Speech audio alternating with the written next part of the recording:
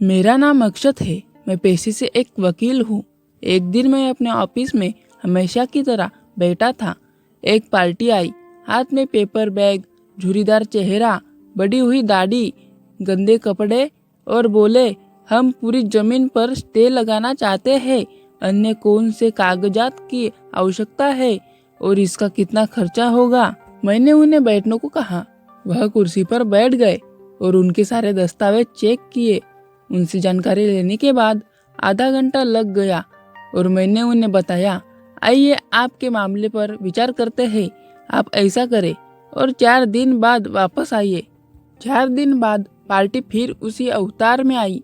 भाई के प्रति गुस्सा अभी भी कम नहीं हुआ था। मैंने उन्हें बैठने को कहा और वह बैठ गए।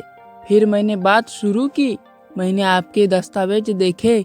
आप दोनों भाई और एक बहन, आपके माता पिता आपके बचपन में ही चले गए थे। आपकी शिक्षा 9वीं पास, छोटा भाई MA B.Ed। आपने अपने भाई की शिक्षा के लिए स्कूल छोड़ दिया। खेती में लंगोटी पर मेहनत की। नितिन जीजाजी के कुएं पर पत्थर फोड़े। गणेश बाबू के गन्ने के खेत में मेहनत की, लेकिन भाई की शिक्षा के लिए पैसों की कमी नहीं आने दी। एक बार बहन खेत में गाय भैंस को चरा रही थी। आपका भाई स्कूल से आ गया था। कैसे वह भैंस के पीछे गया और उसे भैंस के सींग लग गए। संपूर्ण शरीर खून से लथपथ हो गया था। आप उसे कंधे पर उठाकर नजदीकी गांव में ले गए। वास्तव में उस समय आपकी उम्र भी कुछ ज्यादा नहीं थी। आपके भाई ने BA में एडमिशन लिया। आपने फिर से जोरदार श्रम करना शुरू कर दिया, लेकिन अचानक उसे किडनी की समस्या होने लगी। बहुत सारे अस्पतालों में इलाज किया, बाहर का भी किया, लेकिन कुछ असर नहीं हुआ। अंत में डॉक्टर ने किडनी निकालने को कहा।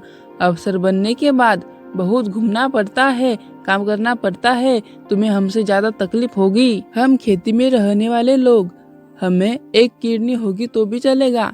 ऐसा कहकर आपने अपने भाई को एक किडनी डोनेट कर दी। आपकी पत्नी के नहीं कहने के बावजूद आपने किसी की नहीं मानी। भाई MA की पढ़ाई के लिए हॉस्टल पर रहने गया। घर में अगर कभी नॉनवेज बनता था तो आप डिब्बे में पैक करके अपने छोटे भाई के लिए ले जाते थे। कोई त्योहार आया तो पूरियों का डिब्बा घर से लेकर आप हॉस्टल का अंतर 25 किलोमीटर पर उसे देने के लिए साइकिल से जाते थे। उसके बाद जब छोटे भाई को नौकरी लगी तो आपने गांव में मिठाई बंटवा दी। 3 साल पहले उसकी शादी हुई थी। भाई को नौकरी मिल गई, भाई की शादी हो गई। अब तुम पत्नी बच्चों के साथ सुखी रहोगे, लेकिन हुआ उल्टा ही। शादी के बाद से भाई घर नहीं आता।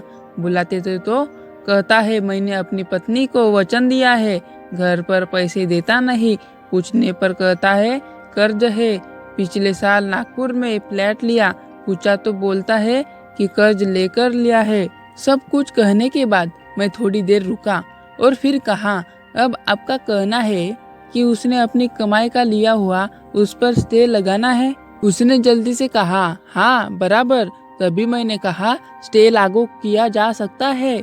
भाई द्वारा खरीदी गई आय का हिस्सा भी आपको मिलेगा, पर आपके द्वारा दान की गई किडनी वापस नहीं की जाएगी। आपने उसके लिए जो जीवन बिताया वह आपको कभी वापस नहीं मिलेगा। और मुझे लगता है कि इन बातों के आगे उसने जो फ्लैट खरीदा है उसका मूल्य 0 है। वकील की यह सब बातें सुनकर उसका मन बदल गया।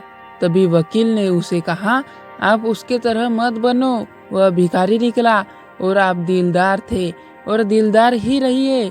देखना, आपको किसी भी चीज की कोई कमी नहीं हो। उल्टा मैं कहूँगा कि पितृ आय में जो आपको हिस्सा मिला उतना ही रखो, उसका हिस्सा वैसा ही पड़े रहने दो। कोर्ट कचहरी करने के बजाय अपने बच्चों को शिक्षित करो। यह सब बातें सुनकर उस वृद्ध पार्टी ने 10 मिनट तक सोचा।